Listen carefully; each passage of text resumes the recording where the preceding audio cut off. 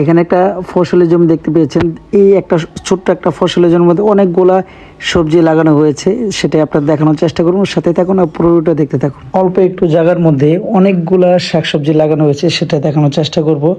দেখতে পাচ্ছেন মিষ্টি কুমড়া চারা লাগানো হয়েছে পরিত্যক্ত একটু জায়গার মধ্যে। কিছু লেবু গাছ লাগানো হয়েছে এবং লেবু গাছগুলোতে সুন্দর লেবু ফলন হয়েছে। দেখতে এগুলো মনে হবে যে লাল শাক, না ভাই এটা লাল শাক না, এটা হলো লাল ডাঁটা। লাল রঙের ডাটা খুবই চমৎকার এবং সুন্দর লাগছে।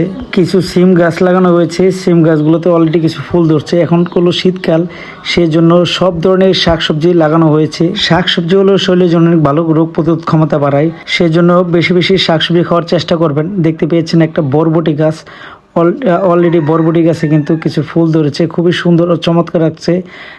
এটা হলো একটা লাউ গাছ, একটা মাত্র লাউ গাছে অনেকগুলা শাখা প্রশাখা হয়েছে, ছোট ছোট লাউ কিন্তু ধরেছে।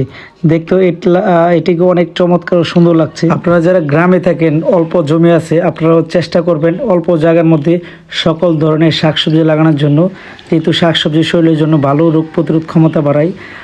দেখতে পাচ্ছেন লাউয়ের পাশাপাশি কিন্তু মাটিতে কিছু হলুদ লাগানো হয়েছে, মানে এমন বাদ নেই, মানে একটা ছোট্ট ক্ষেতের মধ্যে সকল ধরনের কিন্তু শস্য রোপণ করা হয়েছে। এটা হলো হাইব্রিড ঘাস, যাদের বাড়িতে কৃষিকাজ করে, বাড়িতে গরু ছাগল রাখে, তাদের জন্য হাইব্রিড ঘাসটি কিন্তু অনেক উপকার।